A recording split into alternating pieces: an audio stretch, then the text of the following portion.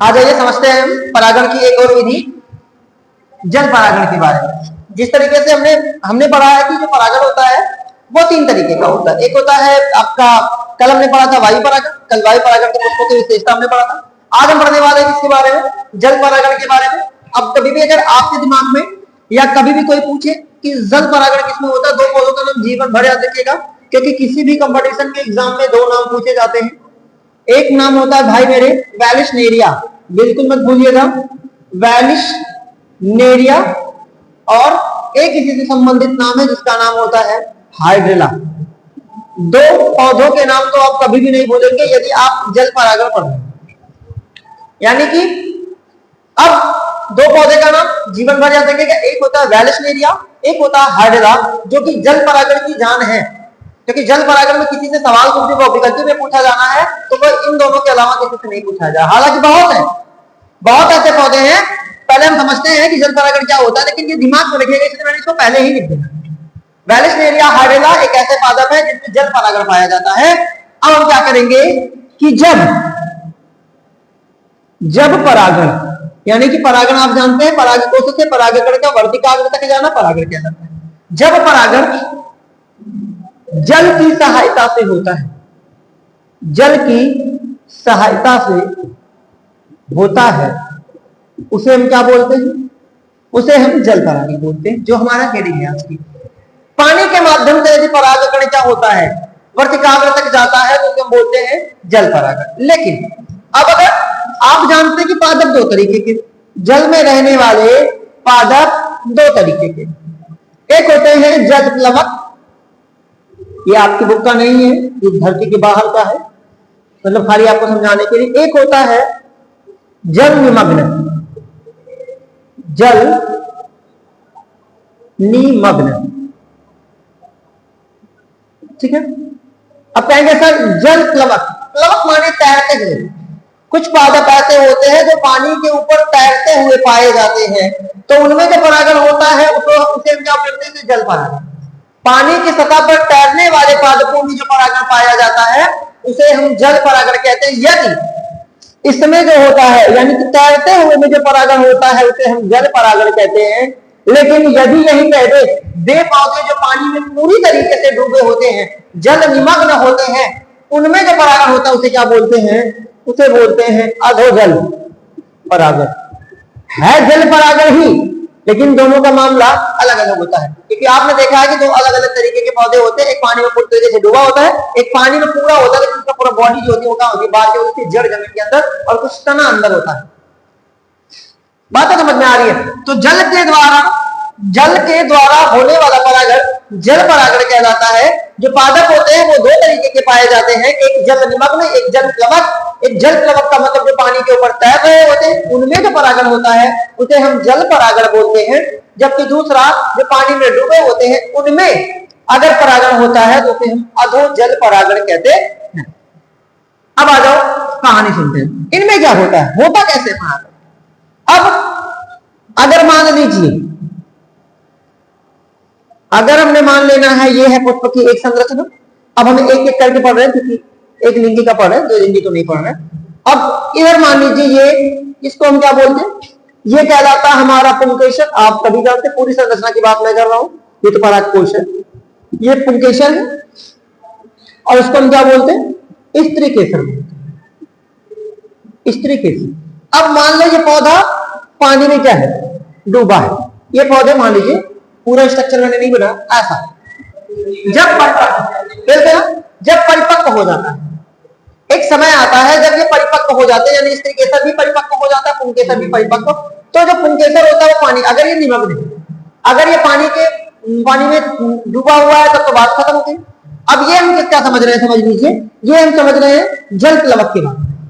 इनमें क्या होता है कि जब ये परिपक्व हो जाते हैं तो जो वर्तिकाग्र होता है ये ऊपर आ जाता है। मेन लाइन में समझा रहा हूं, ध्यान दीजिएगा यहाँ पे।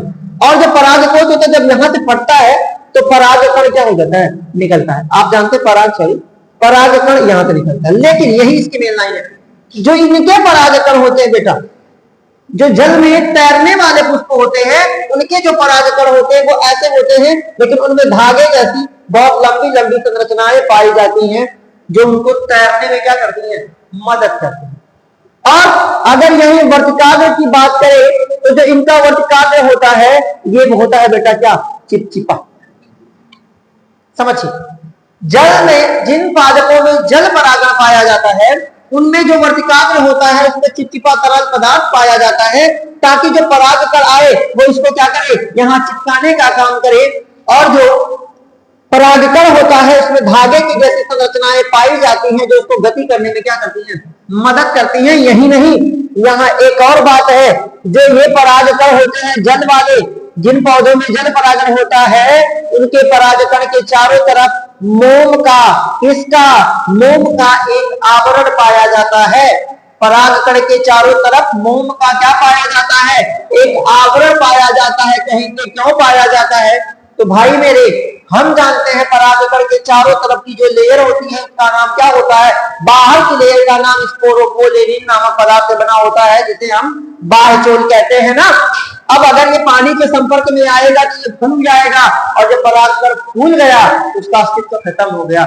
अगर आपने चना को भिगो दिया, अब अगर तुम उसको दोबारा चाहो तो उसका हम भंडारण कर ले, इसे ड्राम में रख दे, अब उसका काम खत्म, या तो तुम उसको बो या तो तुम उसको खाओ, बस मामला खत्म है। क्योंकि एक बार अगर अंकुर का निर्माण हो गया अब वो दोबारा फिर मिश्र की अवस्था में नहीं जाएगा। ठीक वही कॉन्सेप्ट होता है, अगर एक बार परागकण अंकुरित हो गया, एक बार अंकुरित हो गया तो उसका जीवन काल खत्म है। क्योंकि इसे अंकुरित एक्चुअल में कहां होना चाहिए था, परागकण मैलिकली की उपस्थिति में वर्तिकाग्र पर अंकुरित होना चाहिए था, तब परागकण बनाता तो फायदा करता। लेकिन अगर ये पानी में ही अंकुरित हो जाएगा तो इन पादपों की जाति क्या हो जाएगी, खत्म हो जाएगी।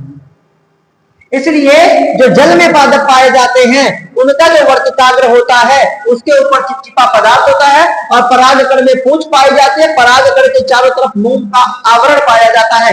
मोम क्यों पाया जाता है, ताकि इसे क्या किया जाए, सड़ने से बचाया जा सके, बचाया जा सके, वरना क्या होगा, परागकण क्या हो जाएगा, सड़ जाएगा। आया समझ में जल परागण। अब जैसे हमने हमेशा समझा वैसे समझेंगे कि जल परागण वाले जिन पादपों में जल परागण, जल परागित पुष्पों की विशेषताएं, जल परागित पुष्पों की विशेषताएं, यानी कि जिन पादपों में जल परागण होता है उनके फूल कैसे होते हैं। तो भैया पानी में ज्यादातर पाए जाने वाले फूल छोटे होते हैं, ऐसे लिखेंगे। पुष्प क्या होते हैं, छोटे होते हैं, छोटे होते हैं। दूसरा, प्रायः क्या होंगे, एक लिंगी होंगे, प्रायः एक लिंगी होंगे। दूसरा है सुगंध,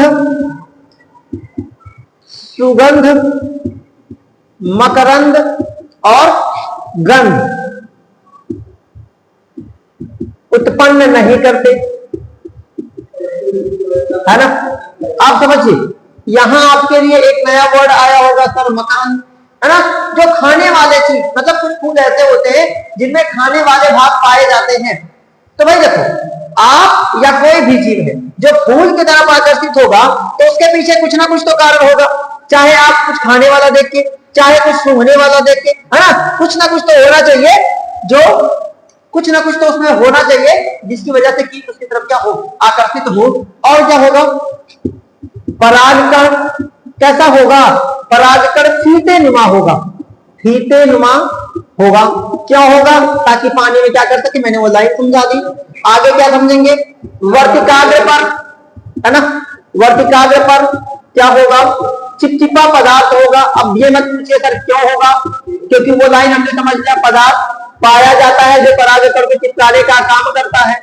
और क्या होता है ना, परागकण के चारों ओर मोम का आवरण पाया जाता है।